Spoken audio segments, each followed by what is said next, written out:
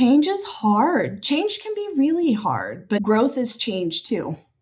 And if we want to grow, then we've got to be willing to make some of those changes.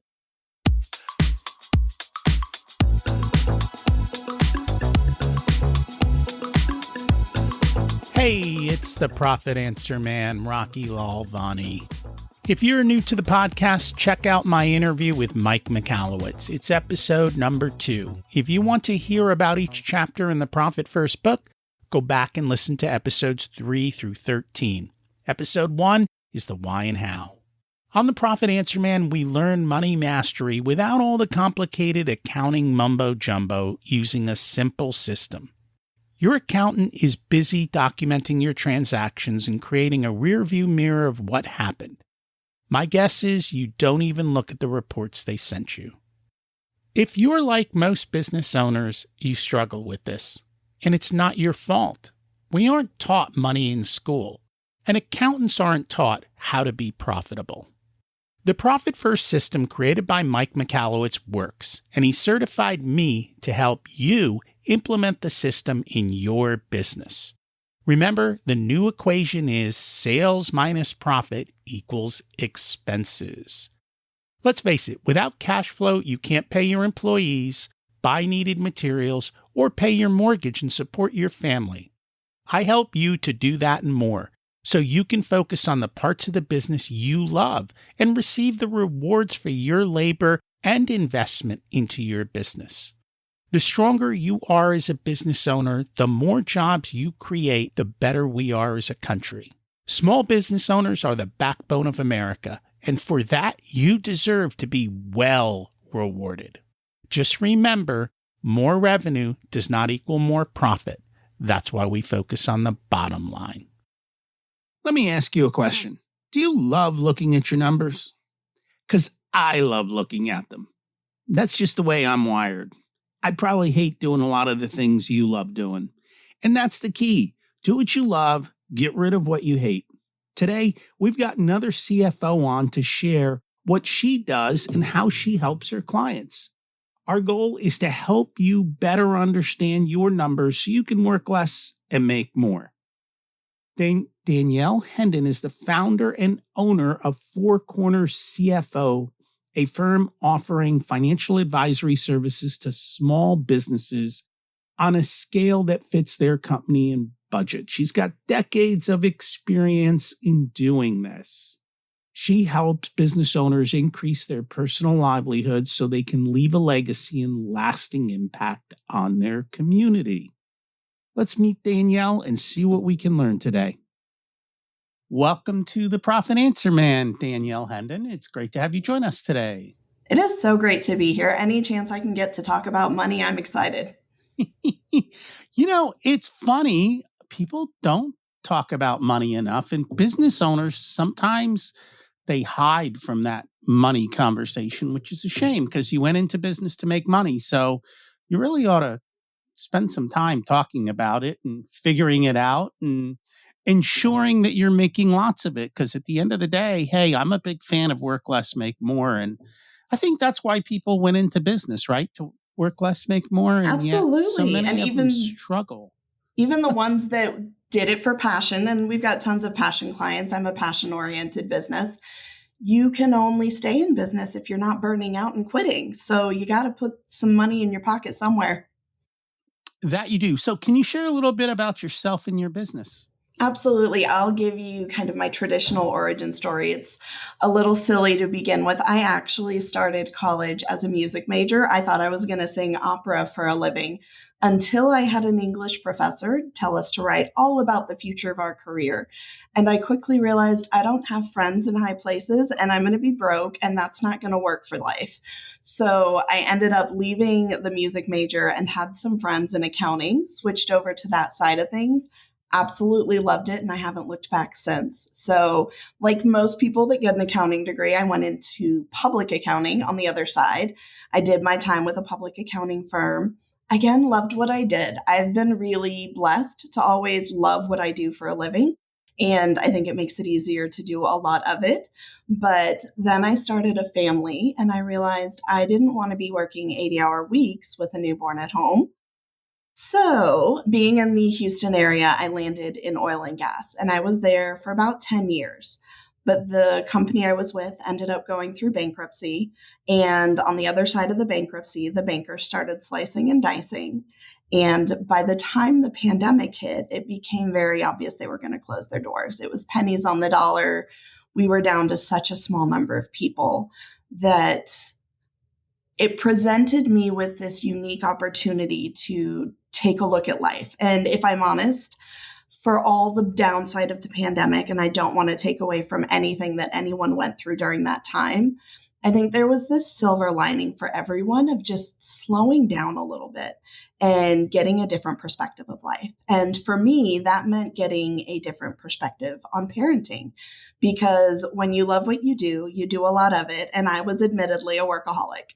Now I was at home trying to figure out how to get them through schoolwork, how to get them to swim, and getting to know the friends and the teachers and the parents and the coaches and all the things. And I realized I didn't want to give that up. I didn't want to lose this newfound parenting perspective. So I took a step back and I thought, how can I keep doing what I love, but also be there for the people that I love? And I was lucky enough to have a friend who knew another fractional CFO that was willing to jump on a call and honestly just be a cheerleader and rah, you've got this, you can do it. It's so much fun. You're going to love it.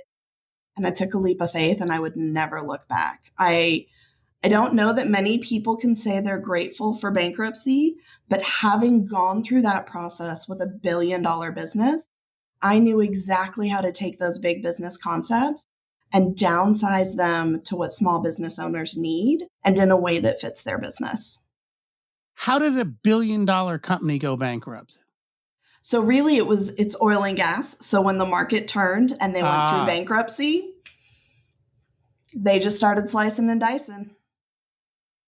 And that's what, I think business owners need to realize that. Businesses, that was an external thing that hit them. The markets change, life changes. And if you've got cash, you can ride the storm. But if you don't have cash, and if you don't act quickly, meaning you can't keep losing money more than a couple months. And most businesses don't have more than a couple months. So you've got to make sure that you've got everything kind of in place for that and that it's kind of going okay.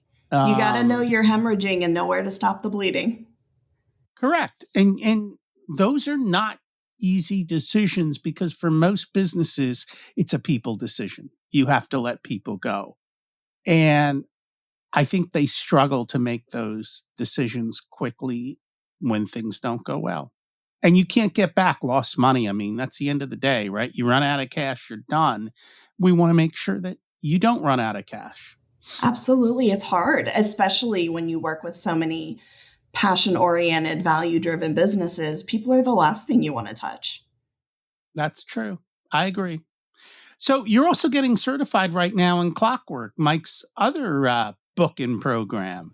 I am absolutely in love with Mike Michalowicz, a friend of mine who does bookkeeping. She's one of my best referral partners and business besties. Introduced me to Mike. I fell in love with Profit First. And then as we started growing, I got into Clockwork myself. And how do you grow a scalable business that's not as big as all the EOS stuff everybody talks about? Like, how do you bridge that gap? And it's absolutely the type of information that our clients need. So we are working on getting certified in that so that we can help them run a business like Clockwork and not have to be there every single day.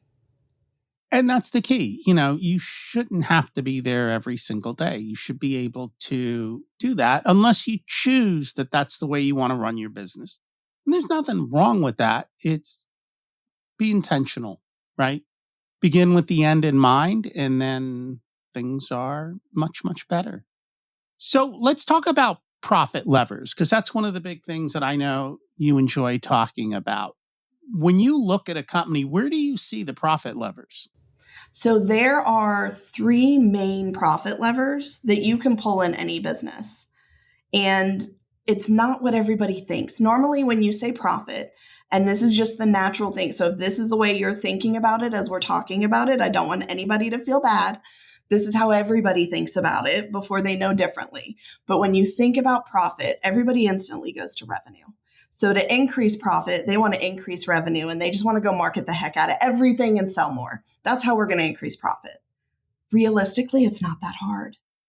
You can increase profit in one of three levers. Two of them do sit in revenue, but you can raise your rate and immediately increase profit without doing anything else. And I hear the people that have told me, what if I lose clients? And we just sit down and do the math when they ask me that. I'm like, okay, what if you lose 2 clients? But if you raised your rate to whatever it is, 90% of the time, even if you lose a few clients, you're still better off because you're spending less time for more money and you're usually still making just as much profit. So what we recommend when you're doing this, because I know it's a struggle, it's emotional, start with your most hated clients because you won't be unhappy when they leave. You'll be like, it's a win-win. And honestly, those are the clients that suck up so much time and energy that it's just not worth the effort.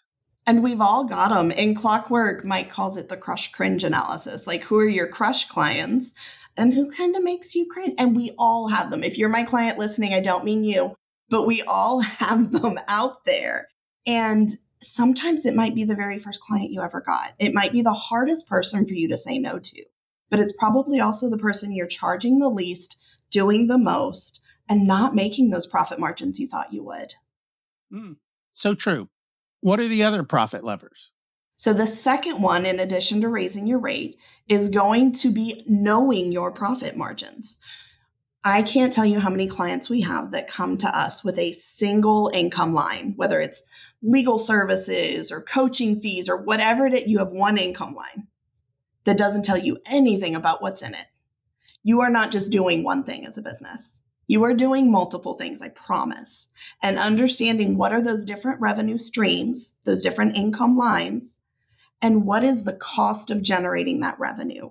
We deal with a lot of service-based business owners who do not value the time that goes into generating the revenue.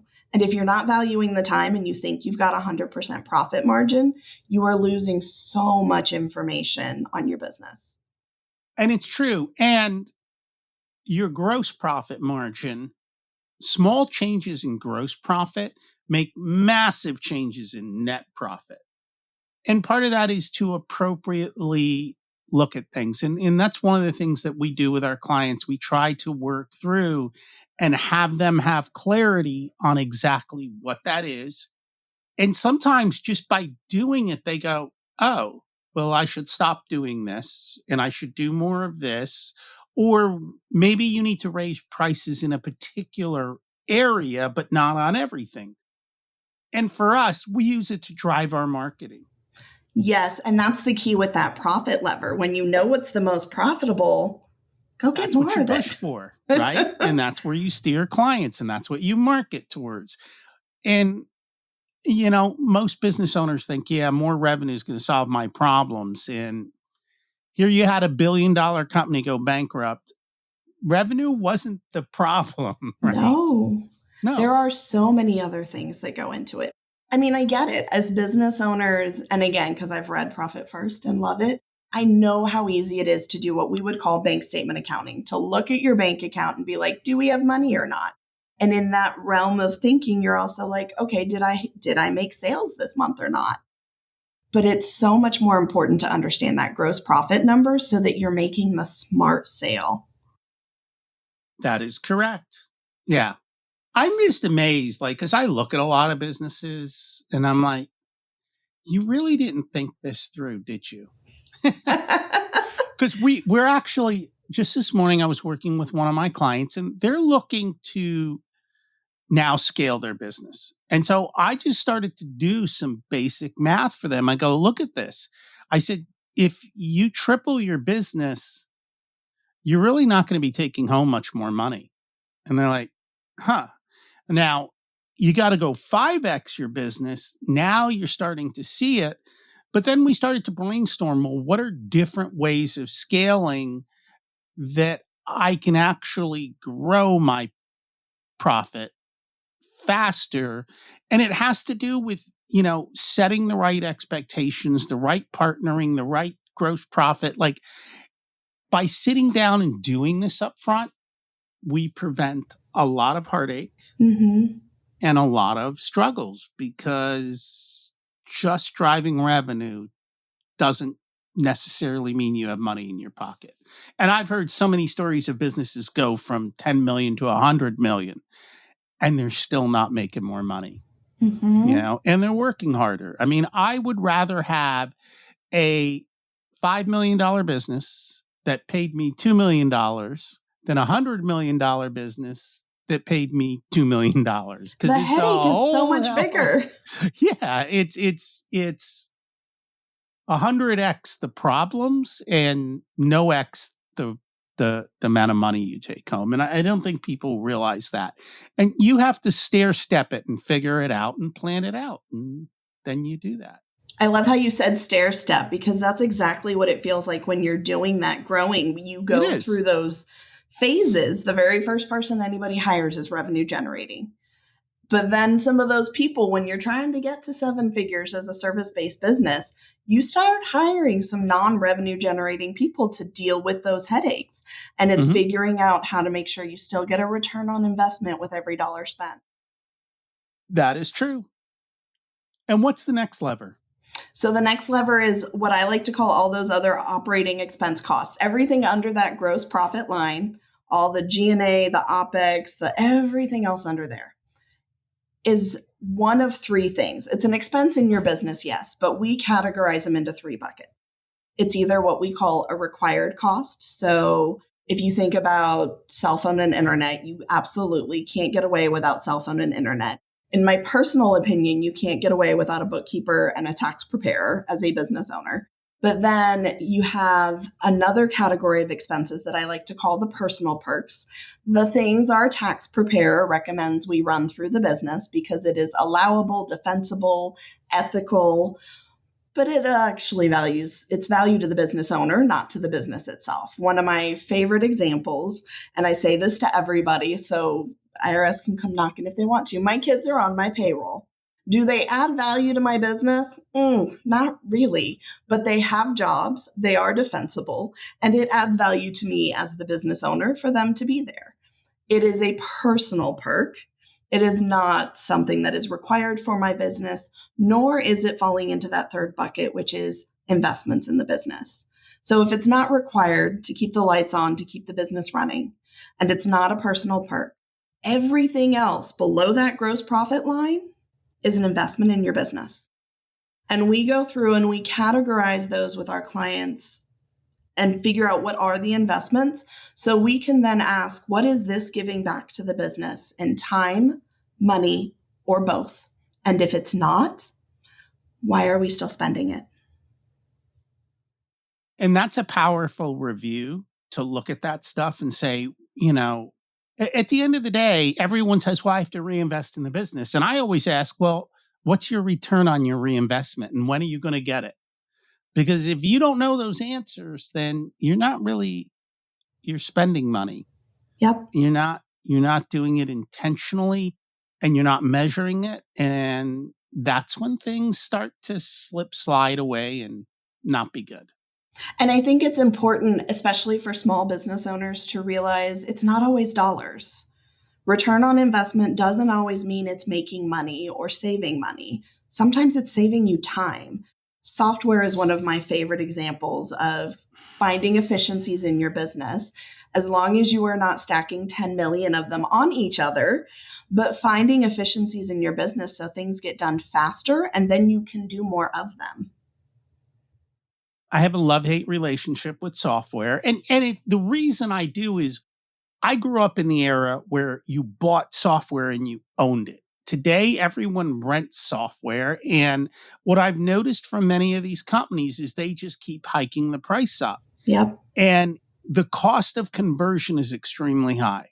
So be very careful how you build your software automations and what platforms and how you're going to get charged for this stuff. And the other thing is sometimes they end up with 5 different softwares that each kind of handle a piece of it, but the one could do so you've got to keep up and say, can we go to a new platform? How do we do that easily? Is there a better way to do this? And of course, that still comes back to change is hard, Yeah. for a lot of people. And I think I just find, and every business is different, but the more you can build for yourself so that you are not stuck on somebody else's platform, I think the better off you are. Because when you own it, you control it, you can customize it, and it works for you instead of you trying to work for it. And that's what we notice with a lot of that stuff. Oh, I totally get where you're coming from. We have clients when we do that expense review that are paying for Microsoft plus Dropbox plus Zoom plus, and I'm like, okay, so which one of these are we actually using? Interesting. Yeah. Well, and these are the things that happen. So what are you seeing these days? What kind of struggles are you seeing with your clients?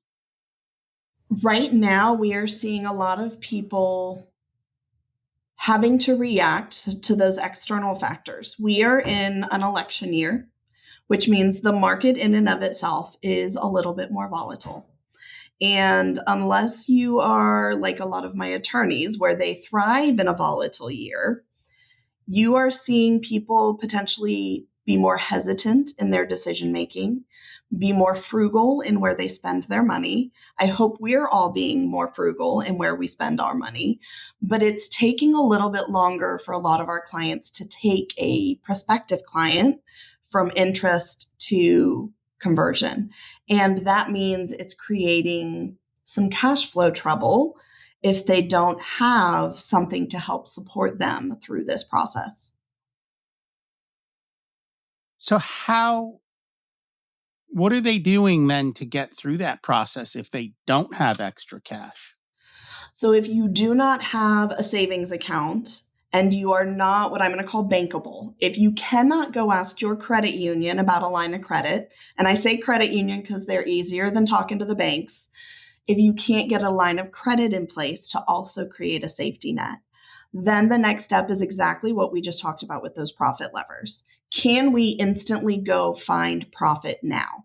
Can we raise rates? When's the last time we raised our rates? Women in business especially are known for not being as valued as they should be and not pricing themselves at the value that they should be. And then what can we go cut costs on? Do we really need all the things that we have right now on our expenses? And if the cash flow is getting really tight, we're going to get down to not just is it a good investment, but is it revenue generating? Is it literally generating revenue? And if it's not, do we really want to keep going right now? What is more important? And I will tell you, we do have clients where they're not quite in what I would say the red zone. And it's more important to maintain some stability and some culture and some of their business values. But we are being very strategic and creative with the things that are not part of that. And how can we make sure that everyone in this business is revenue affiliated, even if they're not revenue generating? So you may not directly be billable to a client, but you might be responsible for marketing. You might be responsible for conversions. What other KPIs, key performance indicators, can we come up with to make sure these people are adding to the bottom line just as much as they're being paid for in the expenses? I find with many companies, they don't think that they can cut. And they're like, well, we need all these people. We're all working so hard.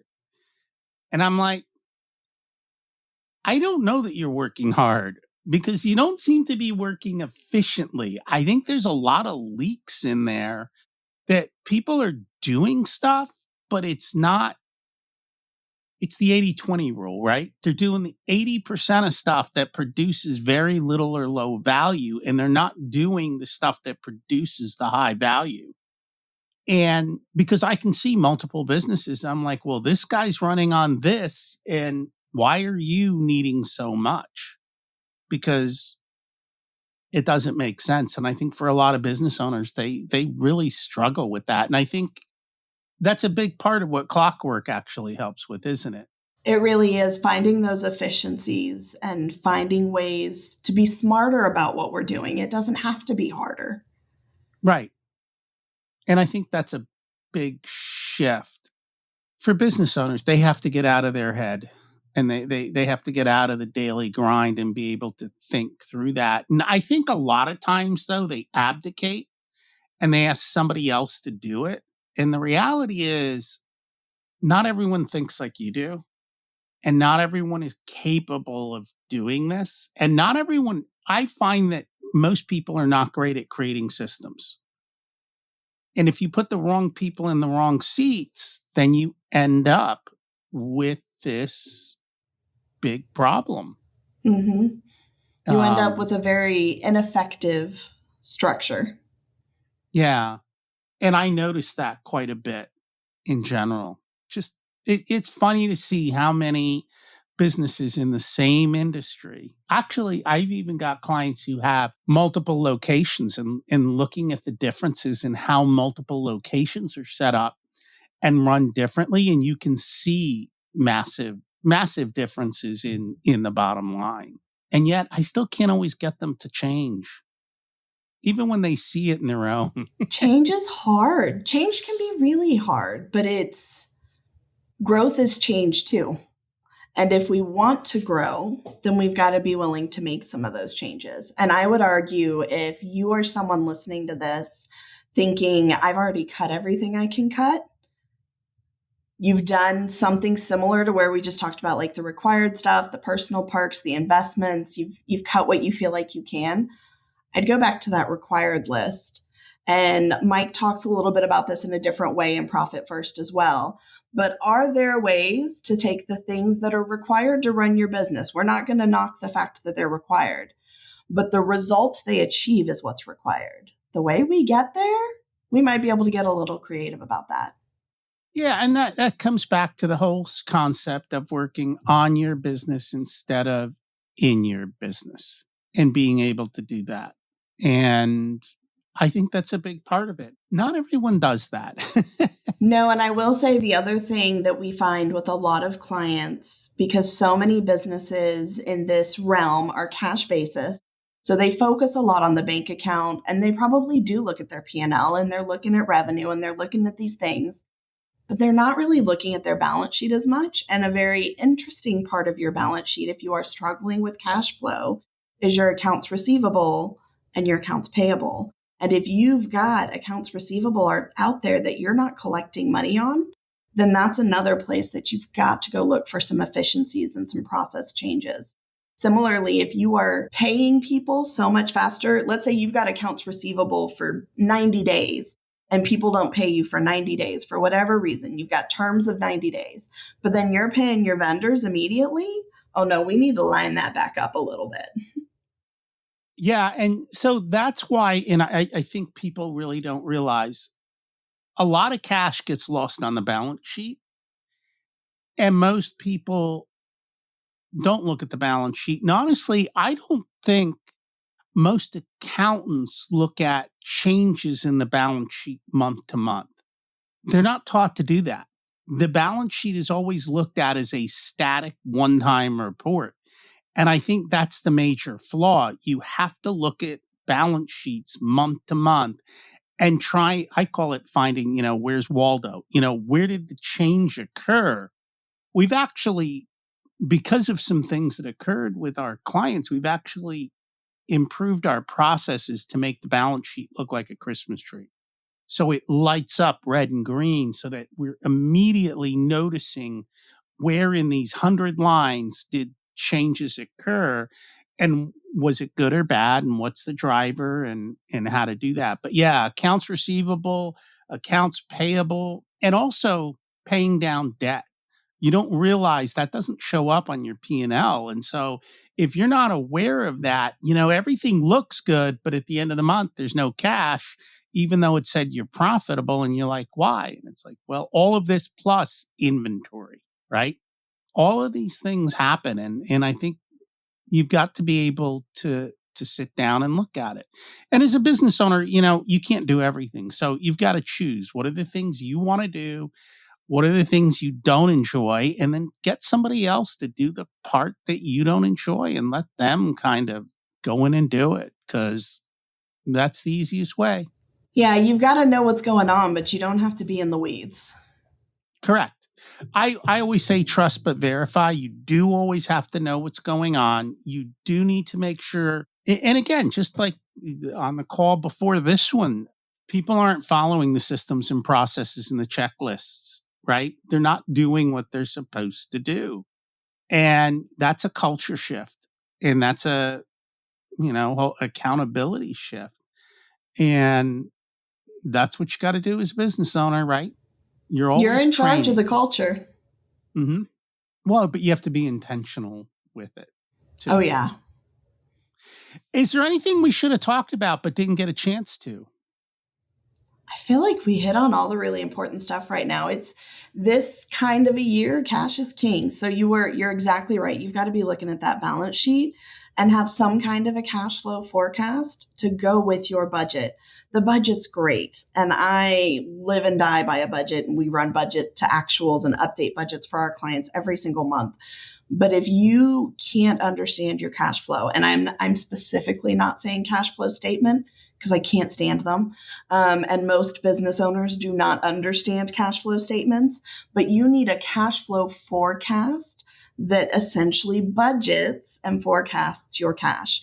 Because just like you said, Rocky, it's not, your budget doesn't show you debt. It doesn't show payments on debt. It doesn't show savings for taxes because we all want to be profitable and not surprised. And it doesn't show your profit distributions and your savings for operations.